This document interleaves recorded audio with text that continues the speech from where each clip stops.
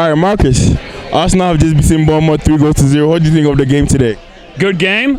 Should have scored a lot more. Probably had at least one goal off for offside that wasn't. But yeah, the team looked really sharp.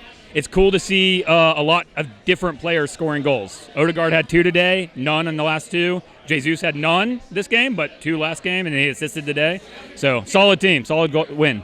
William Saliba, I must say, that was a very, very top performance from him defensively. And then the finish was quality. What did you make of that finish? I don't know how he's up there, why he's doing that, although I saw Arteta high-fiving Nicholas Jover afterwards, so it's clearly a planned set piece, trying to put Saliba in a position to score with his weak foot, and he nailed it. That was amazing. This is the first time since 2004, about 20 years, about let's say 80, 90 years, since Arsenal won their first 3 Premier League games.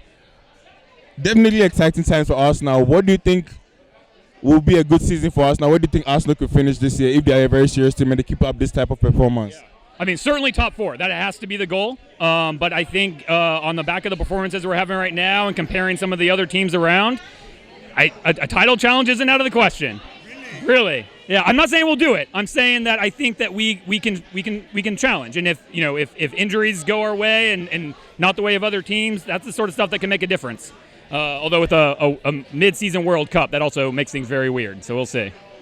Okay. So I personally have been critical of Bukayo Saka. I feel for the first 2 games he wasn't really good. I feel today he was a bit better, but he still hasn't gotten really on the much of the forward action. What do you think he could do to get better? Yeah, I mean, I think Odegaard was like that too up until today, right? So I do think our right side hasn't been doing as much, but we can see it already starting to pick up.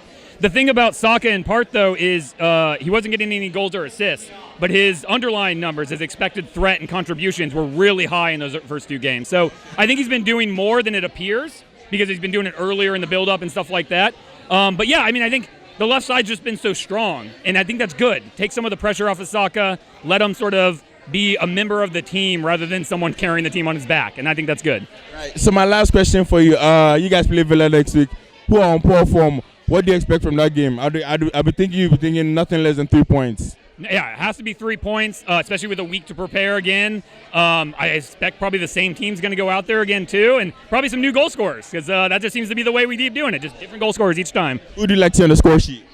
Thomas Partey. It's got to be Partey, right? He's been wanting it for so long, and he hasn't got it.